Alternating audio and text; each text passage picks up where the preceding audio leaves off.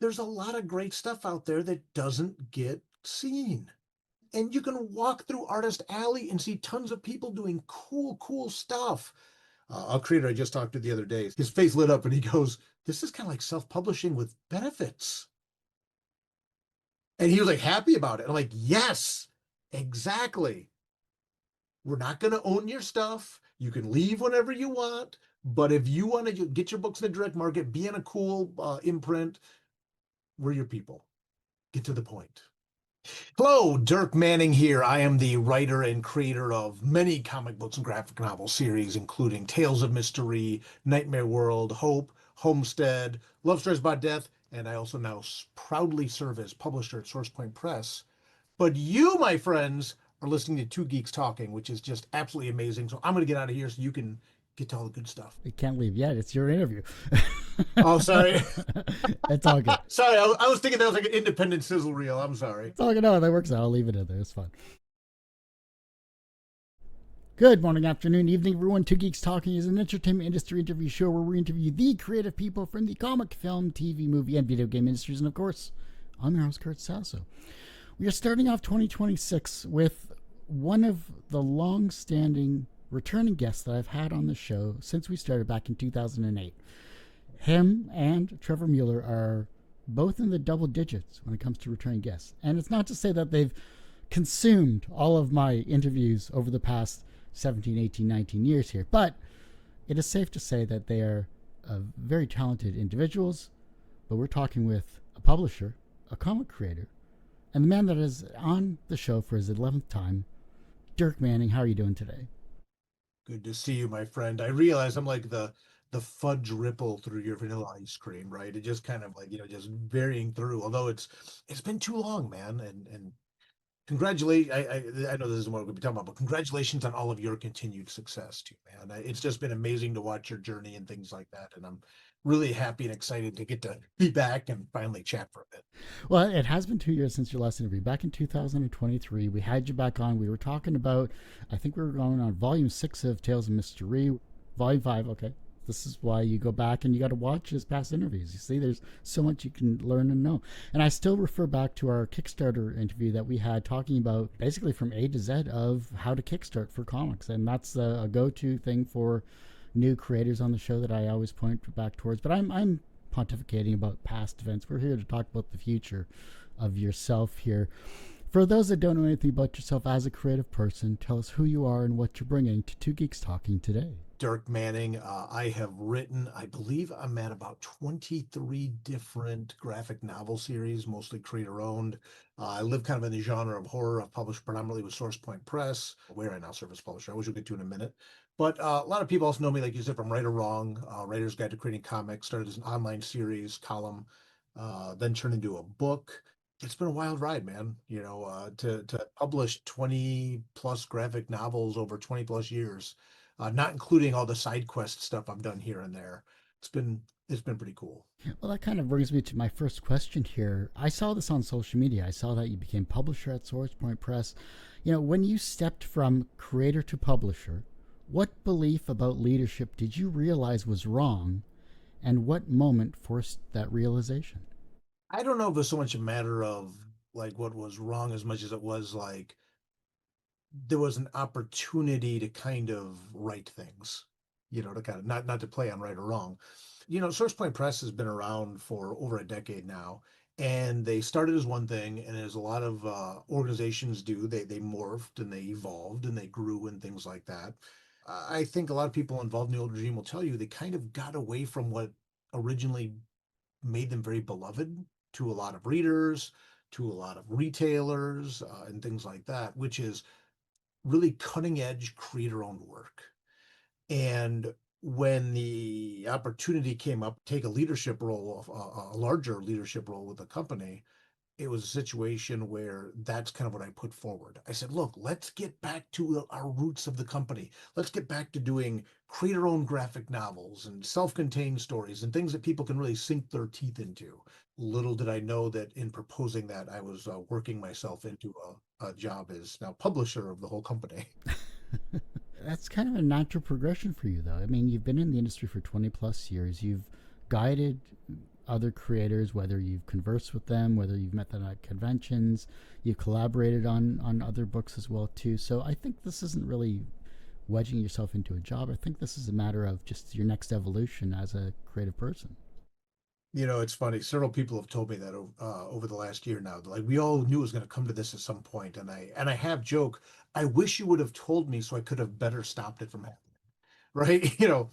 And I appreciate that. I do appreciate the kind words. It's the gray hair coming in, right? It's one of those things. It's like you get to a point. I'm probably well, not probably. I can guarantee you, I'm closer to the end of my career than the beginning, right? I've been doing this for over 20 years now. I have a lot of experience and a lot of knowledge and a lot of opinions, and I like to think they're informed opinions based on all the work I've done over the years. But I will tell you, as much as I thought I knew about publishing and about all of this work, the learning curve when you actually become publisher has been very steep. A lot of spreadsheets, right? A lot of things that you got to think about that you haven't thought about before, or new ways of thinking about things. That's why one of the conditions I had when I agreed to take the position of publisher at SourcePoint Press was I wanted Josh Werner to stay involved. Josh Werner formed the company many years ago, helped co-found the company, and he has an institutional knowledge that I just don't have, right? I've always considered myself very much a team player with the publishers I work with. But I also recognize that I've always been kind of like Batman to the Justice League too, right? I come in, I do my thing, and then I go off and I tour for a year or whatever it is, and I come back with my next book. And I try to always be a team player and help out where I can. But now being involved in like the not being involved with, but being a huge part of the day-to-day operations of the company, you learn how much you didn't know. And that's exciting and it's challenging and it's stressful at times, but it's also a privilege to be in this position, a privilege to be able to now help usher in new creators into the direct market through the partnerships we formed and based on the reputation of the company, which hopefully I'm not going to drive into the ground. Well, I mean, let's not hazard any guesses or raise any red flags as to what may occur if that does happen. But let's let's think on a more positive aspect here. Having the skills as a publisher now, being in the industry for over 20 years, is there an invisible skill that separates publishers who endure from those who burn out, and how do you actively protect that in yourself? Gosh, one of the things that Travis McIntyre, Josh Werner, who kind of headed SourcePoint Press before, did was they demonstrated a level of tenacity that really carried them to the point where then I kind of took the reins. And it's interesting because one of the things I got to see as I slowly started to get more involved, it was like special projects manager with the company and things like that, was it doesn't matter how much you're trying to do right by people. Some people still just want more, don't see it that way. And that's something that I heard from Gary Reed back in the day, with Caliber and Jim Valentino at Image and, then with Travis with SourcePoint, is that when you become publisher or editor in chief or whatever your leadership role is within a company, it's very important to look out for your people, but then also to recognize that sometimes no matter how much you're doing, it's not going to be enough for the people you serve and not taking that personally. I joke a lot that I hear Jim Valentino coming out of my mouth more and more every day. And I learned a lot from Jim from my time at Shadowline with Image. And I wasn't even there that long. The times I got to work with him and work with him directly and just my interactions with him, there are times Jim frustrated the hell out of me. And that's not to say I still don't necessarily or do agree with all of his decisions he ever made, but I've continued over the years to understand a better perspective for it. So I think that what keeps you going and what allows you to keep functioning as a publisher is one, doing the best you can by everybody you're working with, but then two, also making sure that you don't take it personally when things don't work out the way you want them to. And that can be tough, right? That can be tough. Any creative person has a certain amount of ego. The ego and the heart are also often very connected, you know. So just recognizing that sometimes it's just business, but at the same time, not using that as a callous shield to not treat people well either. It can be business, but you can still treat people well. But then just recognize if it doesn't work out, don't. Don't allow that to really weigh on you heavily. But it also comes back to the roster of SourcePoint Press, though. You've gathered a lot of creative talents over the years here. I know I've had most of them on the show. I hadn't looked at the SourcePoint websites in a couple of years. So when I went back to it, I'm like, oh, I've interviewed John Dexter, I've interviewed Wells Thompson, I've interviewed, et cetera, et cetera. You know, you have people like Josh Mallerman, Christina Blanche, Corrine Roberts as well. You know, what thread connects these storytellers that are this diverse beyond genre labels like horror and pulp? I'll tell you the biggest thing, and every creator I've talked to about this. The model that we have at SourcePoint Press is not going to work for everybody, but it's going to work exceptionally well for the people that it's designed to work well for. And I'm not trying to be cryptic when I say that, but I will say that every system is perfectly designed to get the results it does, right? All the creators you see at SourcePoint Press now, and the ones that we've been announcing, and the ones we'll continue to announce, are people that are out there and investing in themselves and betting on themselves and recognizing what a publisher can do for them and what they can. With SourcePoint Press, through our partnership with Prana, we can get their graphic novels into Lunar and Universal and comic book stores. Through our own relationship with Simon and Schuster, we can get the books into Amazon and Barnes Noble and things like that. As a publisher, we have a high tide that raises all ships in regards to the quality of the books we put out. And as a publisher, we can help get people a certain amount of pedigree, right?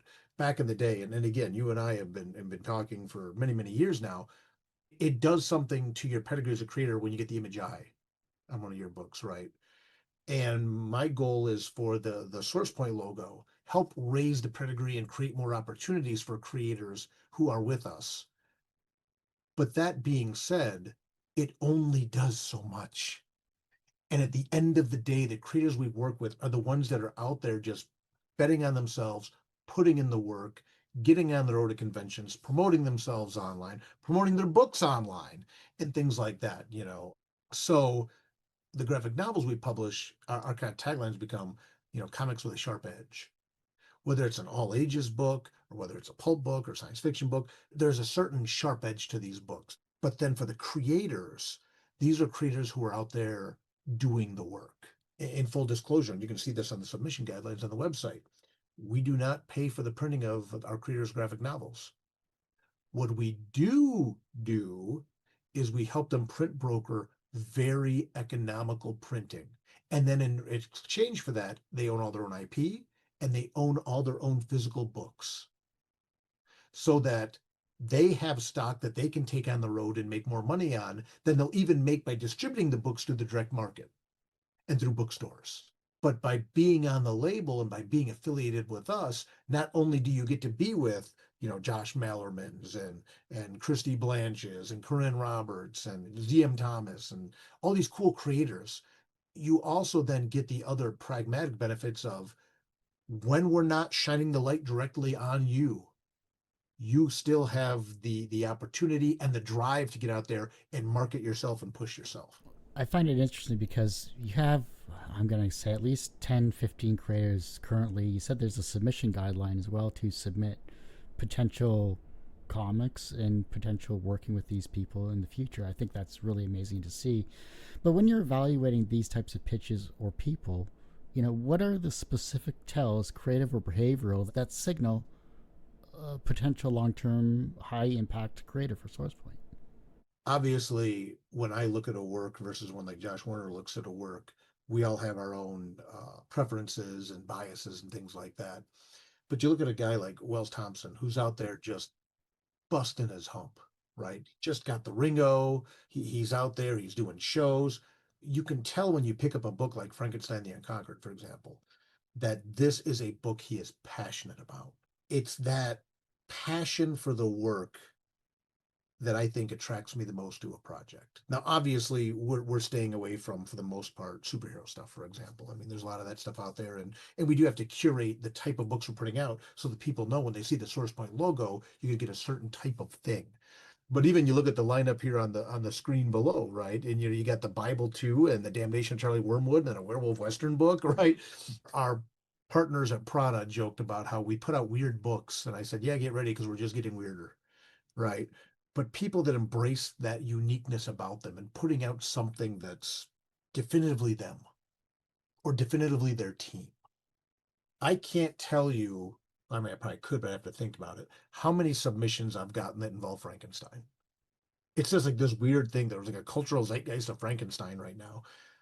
But Wells was the first one we picked up and one of the first ones we published because of the fact that you can tell that's a book he's very passionate about. And when every page you just see the passion for the project. And when I met Wells in person, like at C2E2 and stuff like that, well before this whole source point thing came together, you can see he's just a passionate guy and he's passionate about his books and he's willing to get out there and do the work.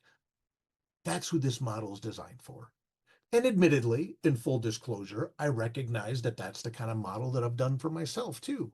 I think all success is subjective, but I think I've had a pretty successful run.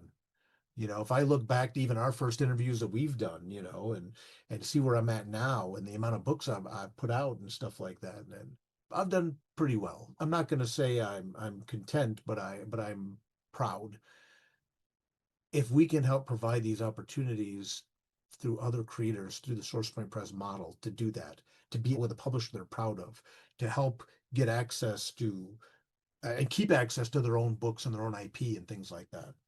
That makes me happy to be able to pay that forward to other people. There's creators that have looked at our model and said, this isn't going to work for me. I can't afford to print my own books.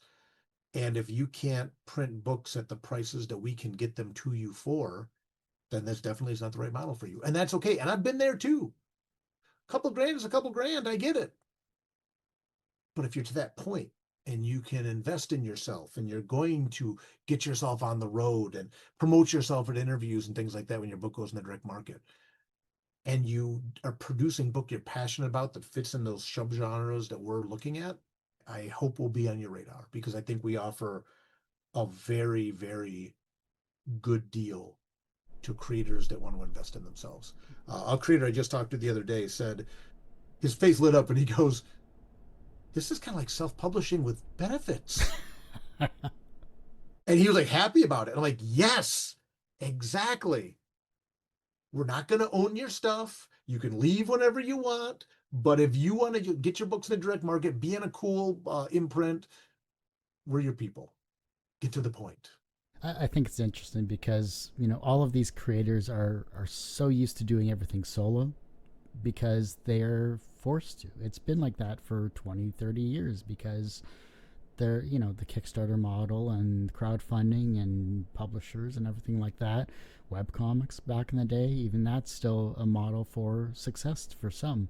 It's just amazing to see how it's evolved over the years. And I think that if this model works for them, then this seems like a great avenue to go by here. Well, no, but I think it's a very valid one too. And even when you look at my history going back to publishing in online comics and stuff like that, right, in the early 2000s, the creators we talk to are the ones that are embracing that model of no one is going to love your baby like you will. And there's a lot of benefits we can give you through SourcePoint Press. But I've had this talk with several creators, kind of your point about when your book is in active solicitation through the comic book stores and then later in the bookstores, that's when we're going to shine the biggest light on you. But everyone gets their moment in the light. And sometimes you talk to creators who maybe don't have as much experience, as a little bit younger, and they say, well, how are you going to promote my book? And I say, well, we can hook you up with these assets and these avenues and things like that. But the idea that we're going to talk about your book forever is not realistic. We'll always be proud of the book. We'll always promote the book through the channels that we have, and you'll always be part of the family. But that intent, that spotlight, that flashlight, that's a limited time because everyone gets that moment. When I got a book out, I'm going to get that moment. When Steve Thomas gets a book out, it's going to be his moment. When Christy gets her book, it's going to be her moment, et cetera, et cetera, et cetera. And John with Alpha Dogs, he was in our first month of launch. He's got another book coming out with us later this year on Dime Store Detective. Then he'll get his moment again. But it's almost like the spotlight stays stationary and we kind of move through it. So that's why, to your point, we are working with people that get that and are going to get out there and still grind and use us as an additive to what they're doing rather than being completely dependent upon us. I think that's the hardest part about promotion is because if you're not self promoting yourself through social media, if you're not doing short content, if you're not going on interviews, and you're just hoping for the masses to come to your book because it's the best thing you've ever written, but you're not promoting yourself, then how do they know? It's like if a tree falls in the woods, does it really fall? Or does anyone hear it? There's a lot of great stuff out there that doesn't get seen. I'm talking to you in a room full of graphic now. I've right here off camera, stack of graphic novels all throughout this room, graphic novels, and I haven't even read everything in this office yet. And you can walk through Artist Alley and see tons of people doing cool stuff. At the end of the day, it's your obligation to let people know what you offer and your vibe, find your tribe, right? I do mainly horror stuff.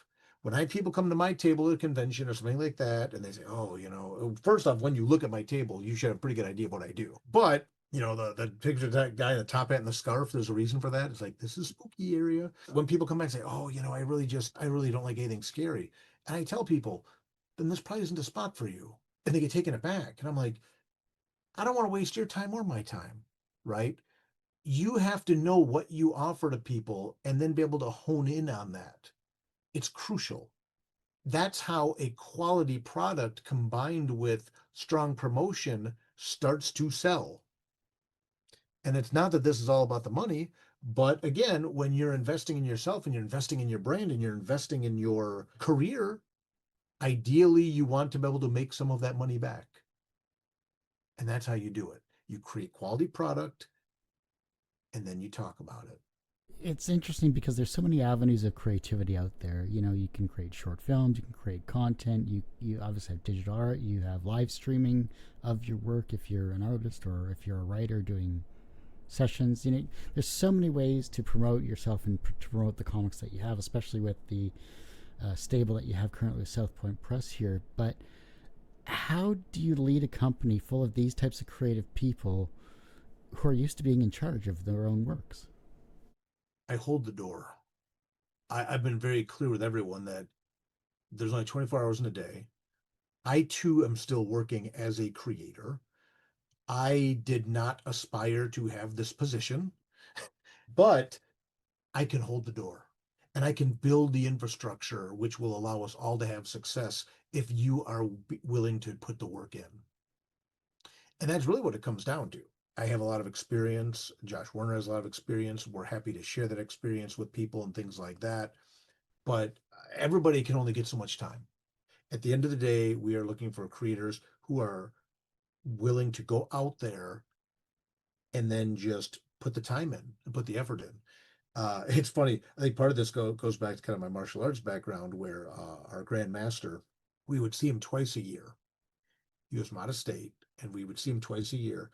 And sometimes he would show us something even very minor, like how like you're curling your thumb on like a block or something like that, right? And I swear to you, he would come back in 6 months and he would say, fixed thumb. He goes, I tell you nothing else. And I'm not being disrespectful. That's just, if you know our grandmaster, that's exactly how he talks. He goes, fixed thumb. I show you nothing else. He goes, you fix, then we do more. And that was it. And you didn't get anything else from him. And I'm like, how does he remember like that, the foot or the thought, whatever it was he told you? But that's also part of it too, is like I'm learning as a publisher that you learn real quick who's willing to take what you have to say and apply it and not. And again, my way is not the only way, right? Just because I wrote a book about it, just because I've been doing this 20 years, my way is not the only way. There are people that have started later than me in the creator owned space that have a lot more success than me. I'm not a TikTok guy, for example. I try to do a little bit of TikToking here and there. I'm not comfortable on video content. That's why you guys see me touching my face and stuff like that. It's my natural inclination to not be on camera, right? But I do know what works historically. I do also try to look at who the creator is and talk to them about what they can do. It's funny, before we were talking, I was answering an email to a creator we have coming up. We haven't officially announced her book yet, but she signed and things like that. I'm really excited about it. We were talking about a print run and like how many books to print. And it's like, well, here's all the different factors to consider. Sometimes you have these conversations with people and you know that they're not listening to you, they're only waiting so they can talk again. Okay. I mean, at the end of the day, you got to do what's right for you. There's a couple creators I've talked to who I just said, look, this isn't going to be the right model for you because what you want to do does not align with what we're doing. And that's okay. Again, you don't let that stuff into your heart, right? You don't take that personally. The people that we're working with, I value their independence. I value their drive. I value that they want to do it their way. And as long as we all understand that Josh and I have a certain amount of time to give everybody, and that we're building systems to kind of fire you out of a rocket the most we can, we'll give you like the initial liftoff, but then you got to steer and drive after that, right? And there's some people that are going to hear this and kind of talk smack about it. Find a better way, to do it for other people, or find a way that works for you. But this is what we do. And the creators we're working with, they get it, they appreciate it, and we think they're going to have a lot of success on this model. So, how do you weigh creative risk against long term commercial sustainability when you greenlight a book? It's funny. There's a conversation we're having now. Now that our books are going into the direct market, I really appreciate and value projects that very much speak to the true passion of the creator. Got a book like Alpha Dogs by John Dexter. That's a passion project for him. Or Z.M. Thomas, the Bible too, right? Or I mean, you pick anything we have in our roster, right? They're all passion projects. I also tell the creators we're only releasing 2 to 3 graphic novels a month. That's our plan probably for the next 2 years, as it sits right now, as I'm sitting right now talking to you. We don't want to flood the market. We want to give everybody a chance to let their book shine a little bit. Um, but because we're only doing 2 to 3 books a month, if a book we put out demonstrates or that is not connecting with our audience through buys, it may not be something that we can dedicate that slot to moving forward. Right? I mean, it's just that simple. Again, that's business. We publish, we release 2 to 3 books a month. And if it's just not connecting, it doesn't mean it's not right for, it doesn't mean it's not a good book. It just means it's not the right book for us. I've had books that I have been extremely passionate about that I've had at publishers that did not sell through that publisher, but yet when I go to conventions, literally flies off my table. You know, I mean, so I would understand why sometimes the publisher's like, we don't want to keep working with this book. But I'm like, I can literally just set this book on the table and people just pick it up and buy it. It just wasn't the right fit. And that's okay. So that's kind of what we're looking at as we move forward too, is that same type of scenario where is this the right fit for what we're doing and the right fit for our audience and the right fit for the retailers and things like that. You're always used to pitching at conventions here. Let's flip the script here from a publisher standpoint. If SourcePoint had to pitch to creators, what would your pitch be Mm. to win the best minds in indie comics? Our pitch is very simple. When you work at SourcePoint Press, when you work with us, you own all your IP. You're also going to own all your own stock. And what I'm about to say next, I'm not saying to make ourselves look taller by making other people look smaller. But the fact of the matter is, there's a lot of different publishing opportunities out there that do not offer terms that allow creators to control their own inventory, their own intellectual property, and directly monitor their own profit on their sales and profit as much off of their sales as much as we do. I've joked that our submission guidelines at the SourcePoint Press website are almost offensively transparent because I want people to know exactly what they're getting into. We are not going to pay you to print your creator-owned book because we're not going to own any piece of it. We do a straight profit split on books that we sell on your behalf through our channels. The rest of the money is yours.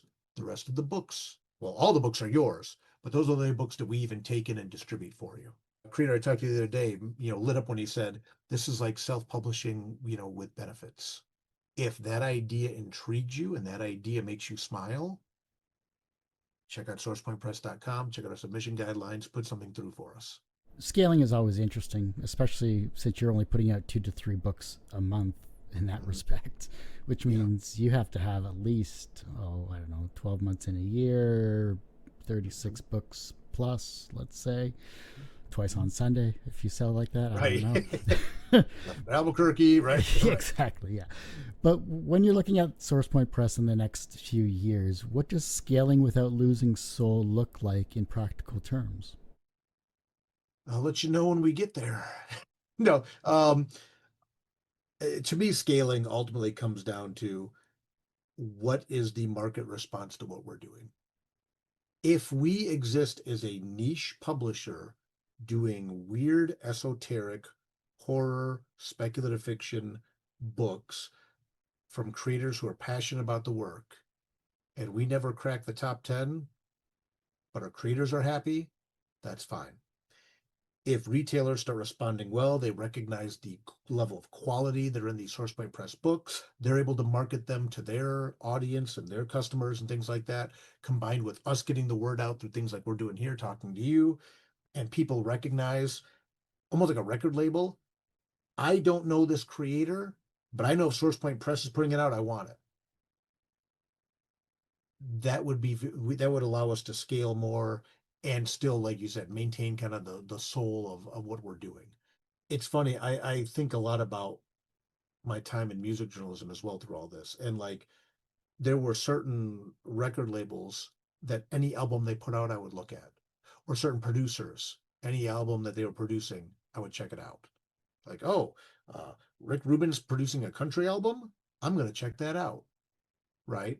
Or oh, Rhino Records is putting out this new collection. I haven't heard this band, but this greatest hits, but I'm gonna check it out because they do really cool stuff. As long as you can maintain your brand integrity and put out high quality, I believe that we will be successful in that regard. And then we'll continue to look at what the market's going to support. We're not doing issues, we're doing graphic novels. Graphic novels aren't returnable. We recognize that too. And that's something I'm very clear to the creators about. But I know readers want new stuff, they want original stuff. And we are going to be offering that very consistently for the next several years. We have, I think, 40 books on our roster right now in various stages of production and things like that. Yeah. So we're going to be here for a minute, knock on wood. Is there an unconventional publishing or marketing experiment you're either running now or eager to try that would make traditional publishers nervous? I think the nature of some of the stuff we're going to be doing might be looked at like a little bit like market disruption a little bit. SourcePoint Press is putting out our first horror manga this year. We're going to be doing some all ages books that are digest sized. But then at the same time, we're working with Josh Mallerman, his first ever graphic novel. You know, he did Bird Box. He's got Other Mommy coming out this year in theaters. Ron Chaney, we brought back London After Midnight as the most famous lost horror film of all time as a graphic novel. But then we're doing the Bible too. Then we're doing Frankenstein the Unconquered. We're bringing back into the direct market Christy Blanche's Damnation Charlie Wormwood. Then you got a book like Bug Bites by Corinne Roberts, right? John Dexter just did Alpha Dogs, and now he went from superhero canines or superpowered canines. Now he's doing this like true detective, like weird supernatural pulp detective book. And then you got my weird thread of stuff running through everything right now because and gosh, Josh Werner's book that's going to be coming out in October. Oh my gosh, people are not ready for it. Josh Werner is doing a book, and I'm not going to say what it is. I promise you, and you can quote me on this later. There has never been a graphic novel like Hollow Bane by Josh Werner. Ever. Yeah, we get some cool stuff coming. Because you're releasing like 36 plus books, I kind of hinted at that a couple of questions ago. Like this coming year, what's coming out in January? What's coming in February, March? Tell me who's on the docket, so to speak, that we can look forward to from SourcePoint Press. Gosh, we got some really cool stuff. Alex Alabis has got a book coming out called Chivalrous Arts with Ryan Tavares. Tavares, an artist. I really like his work. I'm excited about that. John Dexter's next book is coming out, Dime Store Detective. Like stoked about that. Nandor's Seasons book. I always said we're not going to do superhero books, but he did such a unique spin on the genre that I wanted to get that out there. Kind of equivalent, almost like a demo in a way by Brian Wood and Becky Cloonan, kind of the closest thing I come to. Uh, I'll tell you what I'm really looking forward to is not having so many Dirk Manning books in the lineup, quite frankly. um, one of the things is that as we're working with these creators and we're getting their books printed and things like that, I've had a backlog of books that haven't entered the direct market because, when SourcePoint kind of went through this transition. So it's like to keep our market presence, I've been moving a lot of my books into the direct market that haven't been there yet. Now, to be fair, like one of them, I worked on a book with Josh Mallerman, right? I worked on, RSVP ESP. I don't consider that a Dirk Manning book as much as that's a book I did with Josh Mallerman. He's the star of the show. Same with Ron Chaney and Chaney Entertainment for London After Midnight. But I kind of wince when I see our lineup and I'm like, oh, there's two books and one of mine. There's a book and there's one I worked on. I look forward to in the next 6 months pulling away from that. When I did the initial math, I realized that I think the first year and a half, I could have a book of mine every month come out that hasn't been in the direct market. So I'm looking forward to getting away from that. I can tell you that much. Dr. Christy Blanche, Damnation, Charlie Wormwood, bringing that back. I'm excited. I mentioned a moment ago, we're doing our first horror manga. We got a cool all ages book coming up. We're talking to a couple creators who maybe have had issues come out through other publishers that maybe never got a full release, some really high quality stuff. So stay tuned. And ideally, we're going to have less of my half face in there moving forward as well. Because there's so many great creators that are their books are at the printer right now and things like that. And we're starting to work those into the mix. I'm exceptionally excited. I will say too one more. Z.M. Thomas did the Bible too. I think one of the most viral comic covers of all time. You can see it down here. He's also done some really cool like horror books and things like that. So like the Biotic Crisis he did. That's going to be such a tonal shift from Bible too. I cannot wait for people to see that one. That's another one I'm really excited about. One more, Joshua Ross, Divinity Calls Shotgun. Oh my gosh, it's like Dogma by way of Jeff Darrow. Yeah, Riot Force by Austin McKinley is like the best '80s cartoon that was never made. We're putting an omnibus of that collection, and then he's already working on his next creator-owned book, which is kind of like a science fiction-y kind of pulp book. Lots of cool stuff, man. Lots of really cool stuff. I'm really excited. So a lot to look forward to then. Yeah, absolutely.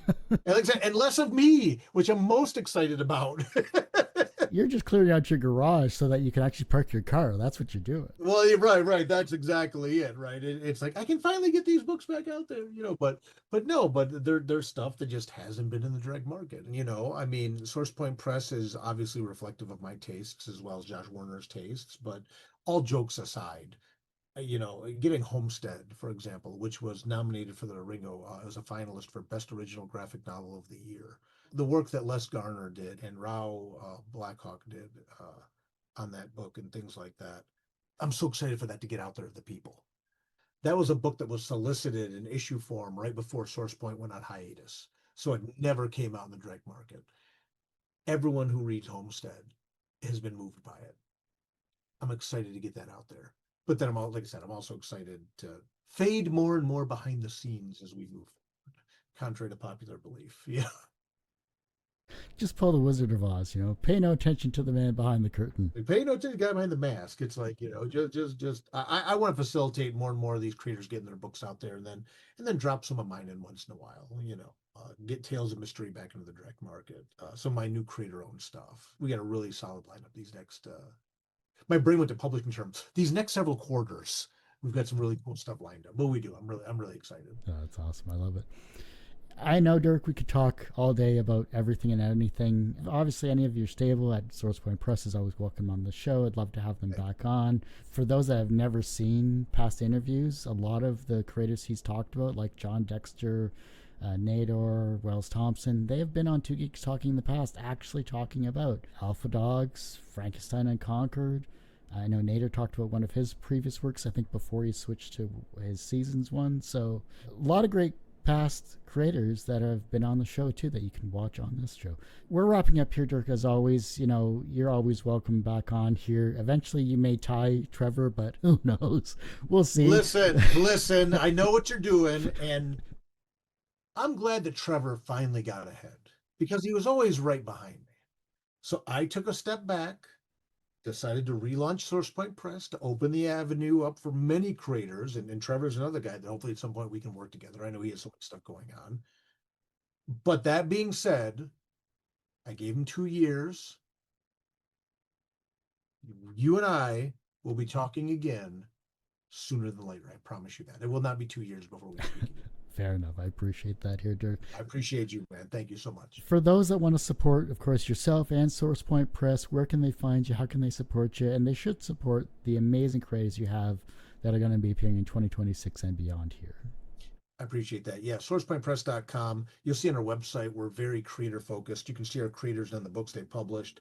Go to your comic book stores. We release our books to the comic book stores through our partners at Prana. So if you go to the Prana publishers and look for the SourcePoint Press books, check out the graphic novels. Treat yourself to a complete reading experience and go that way. And if people want to find me, they can just look on most social media at Dirk Manning. Look for the guy at the top end of the scarf, or go to dirkmanning.com. Well, like I said, that ends this particular episode of Two Geeks Talking. You can, of course, find Dirk's past 11 interviews, 10 plus interviews, on our YouTube channel, youtube.com/TGT Media. The podcast you can find at Two Geeks Talking. That's TWO Geeks Talking, wherever you get your podcasts. And I'm on social media. Two Geeks Talking, Kurt Sasso. Find me wherever you search and I'll be there. It's all good. But as I say every week, everyone has a story to tell. It's up to me to bring that out. Thanks for listening and watching on Two Geeks Talking.